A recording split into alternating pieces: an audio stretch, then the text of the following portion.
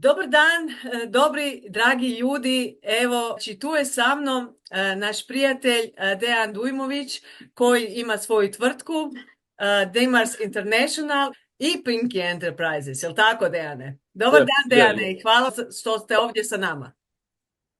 Pozdravljam i hvala tebi što opet imam priliku da malo našim i tvojim klijentima prikažemo našu proceduru ukrcaja i manipuliranja automobila. Eto, pa možete nam pokazati malo kako izgleda vaša tvrtka, gdje se to utovaruje i reći par riječi o tvrtci. Ovako, ovo je naše skladište u New Jersey, u Roselle, New Jersey, a naša kancelarija nalazi se u New Yorku, na Steinway Streetu. Ovdje primamo terete i tovarimo ove kontejnere.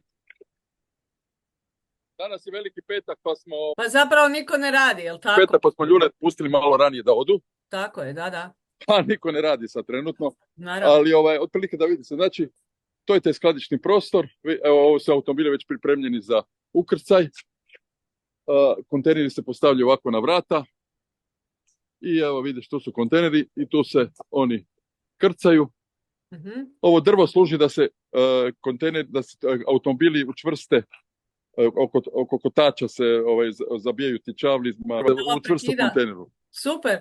Dejan, recite, kad je sljedeći kontejner u pripremi? Kad kreće? Mi imamo otprilike kontejnera svaka 2 tjedna. I to imamo za luku Rijeka, za luku Ploče, za luku Bar i za luku Drač. I za luku Rotterdam i za luku Bremerhaven. A onda iz tih luka možemo te automobile prevoziti do Zagreba, do Sarajeva, do Beograda, do gdje već kome kako treba, jel? Znači pravimo uslugu da možemo prevesti njih, to radimo od luke dalje kamionima. Evo, to ti je, šta je sad bitna jedna stvar? Došli do malog poremećaja na tržištu. Naime, zbog ovog, svi smo bili prisutni ovog brod što se zaletio u Baltimoru. Došli do malog poremećaja, tako da sve pošle koje mi radimo, u principu vjerojatno kasno. Sad bi nešto htio reći općenito o izvozu automobila u Europu. To je vrlo interesantna tema svima. Trenutno se automobili iz Amerike mogu voziti u Hrvatsku jedino ako prođu takozvanu homologaciju. Homologacija je znači usklađivanje standarda američkih sa europskim standardima.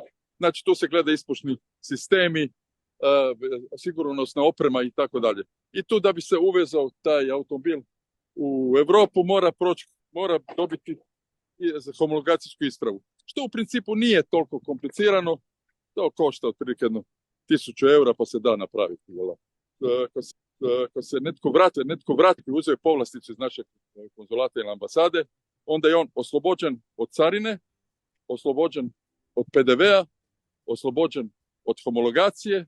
Jedino što u tom slučaju plaćati poseban porez, što je takozvana trošarina koja ovisi o tome koliko vozilo zagađuje se svojim ispušnim plinovima. I to je otprilike neki 20 do 30% na vrijednost vozila.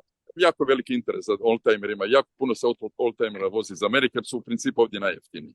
Općenito su automobili u Americi najjeftiniji. Yeah. Puno su jeftiniji nego u Evropi. I puno kvalitetniji. Kad su u pitanju oldtimeri, onda imamo specijalnu regulativu, a to je svaka zemlja Evropske unije ima pravo da pravi svoje carinske stope. Recimo kod nas u Hrvatsku te carinske stope su nepromijenjene i dalje su 10% za obične automobile, za oldtimere, za sve i 25% PDV-a. Međutim, Holandija je uvela propis da se za oldtimere plaća 0% carine. Znači, ako se oldtimer uvozi preko Holandije, plaća se 0% carine. A PDV kod uvoza vozila starijih od 30 godina u Holandiju plaća još se samo u iznosu od 9%. Dakle, na uvoz oldtimera vozila preko Holandije plaća se ukupno 9%, za razliku uvoza direktno u Hrvatsku, gdje je carina 10% i PDV 25%, ukupno 35%. Kako su Holandija i Hrvatska u carinskoj uniji, nakon kamionskog transporta vozila iz Rotterdama u Hrvatsku, možemo se sa klijentom dogovoriti gdje, u Hrvatskoj se više ne plaća carina jer je to već plaćeno u ulasku u Evropsku uniju. U Hrvatsku se mogu voziti i automobili direktno, kao i u ovom slučaju ovo je potpuno novi Rolls-Royce Cullinan, koga ovdje vidimo kako se iskrcava u riječkoj luci. Međutim, tu osim carine od 10% i PDV-a od 25%, još se plaća i trošarina, što smo rekli, u iznosu od 15, 20 do 25%, pa čak i više, ovisno o količini ispušnih plinova. I naravno, treba napraviti takozvanu homologaciju, znači usklađivanje standarda sa vozila sa evropskim standardima. Evo, približava nam se ljeto. Ima li interesa za transportom brodova? Te kako prevozite brodove? Transport brodova, jahti, čamaca, ovisi naravno o veličini. Što je plovilo veće, naravno je skuplji transport.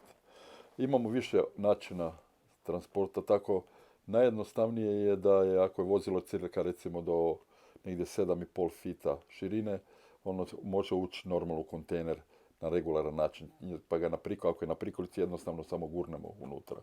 Ako je vozilo negdje do 8,5 fita širine, onda ga možemo staviti u kontejner tako da ga okrenemo na bok i ukrcamo vozilo na bok. A ako je vozilo preko 8,5 fita širine, onda obično ga ili krcamo na takozvani flat rack kontejner, to je kontejner koji nema stranica niti krova, ili ga krcamo na takozvane ro-ro brodove, to su brodovi trajekti koji prevoze plovila, gdje se plovilo na kotačima ugura na trajekt i iskrca sa trajekta također na kotačima. I na kraju za velike brodove postoje takozvani yacht carrieri koji prevoze brodove i od 20, 30 i 40 metara i tako dalje. Međutim, to su sad već cijene su vrlo, vrlo velike. Da li su vaši klijenti zainteresirani za prijevoz motora? Motore kao i automobile preuzimamo po želji naših klijenata sa adrese koje nam oni jave. Drugim riječima, pošaljemo kamion na adresu bilo gdje u 48 saveznih država gdje nam to naš klijent zatraži, preuzmemo vozilo i dovezemo ga do našeg skladišta, tu ga istovarimo u naše skladište, napravimo raport, znači da u kakvom je stanju, da li je oštećeno, da li nije, zabilježimo sve eventualna oštećenja ako već postoje i ukrcamo ih u prvi raspoloživi kontejner prema destinaciji po želji naših klijenata. Ponavljam, to su opet Bremerhaven, Rotterdam, Kopar, Rijeka, Ploče, Bar, Drač, sa tih, na tim mjestima se vozila istovaraju i onda možemo dalje vršiti kamionske transporte, bilo automobila, bilo motora, opet do adrese unutar Europe, bilo gdje. Šta je sa malim paketima? Da li se plaća carina? Šta bi trebalo znati po tom pitanju? Na transport primamo i manje pošiljke, dakle, bilo da su to komercijalne manje pošiljke za prodaju po Europi ili su to privatne pošiljke naših iseljenika koji šalju sebi ili svojim rođacima, prijateljima. Te pošiljke mogu biti pakirane kako njima odgovara, od malih kartonskih kutija do sanduka, torbi, čak i kofera i tako dalje, pod uvjetom da je to samo kvalitetno i dobro pakirano i svaki paket mora biti obilježen imenom primaoca i lukom iskrcaja. U zadnje vrijeme imamo i dosta autodijelova, tako da mi praktički možemo primiti na prevoz sve u veličini kontejnera čak. Znači, naš je kontejner 12 metara dugačak, širok je 2,30, visok 2,45. Znači, to su maksimalne dimenzije čega možemo robe koje možemo primiti. Što se tiče carine, u Hrvatskoj, na primjer, privatne stvari se u principu ne carine. To jest, nema nekih velikih problema oko privatnih stvari, tu ne prave se probleme. Nakon iskrcaja tih manjih pošiljki u luci iskrcaja, robu na zahtjev naših klijenata možemo proslijediti na adresu unutar Hrvatske, Slovenije, Bosne ili već gdje treba da ide. Također organiziramo transporte i čitavih takozvanih selidbenih kontejnera, gdje kontejner postavimo klijentu na ukrcaj na adresu po njegovom izboru bilo gdje u Americi, dovezemo do luke, izvozne luke, ukrcamo na brod, prevezemo do iskrcajne luke koja može biti u Jadranu ili u Sjevernom moru ili već koja mu je najbliža njegovom mjestu prebivanja i s kamionom mu dovezemo pred kuću. Znači to je od kuće do kuće, to je takozvani servis door to door ili house to house. Posjedujemo sve licence Američke savezne vlade za transport roba morem ili za transport roba avionima. Tako da vaše hitne pošiljke možemo slati zrakom od svih većih aerodroma u Americi do svih većih aerodroma u Europi, a i šire. I na kraju, tvrtka Demars International osnovana je 1990. u New Yorku, a tvrtka Pink Enterprises osnovana je 2003. također u New Yorku. Do sad smo tih 30 i nešto godina prevezli preko 12.000 kontejnerskih jedinica, preko 10.000 vozila i plovila i 100.000 kilograma aviopošiljki. Ovlašteni smo agenti svih većih brodskih kompanija i svih većih avioprevoznika s kojima imamo dugoročne povoljne ugovore. Uz široku mrežu agenata po čitavom svijetu i dugogodišnje iskustvo garantiramo kvalitetnu uslugu našim klijentima. Hvala vam, Dejane, na ovim fantastičnim informacijama. Želimo vam puno uspjeha i srdačan pozdrav.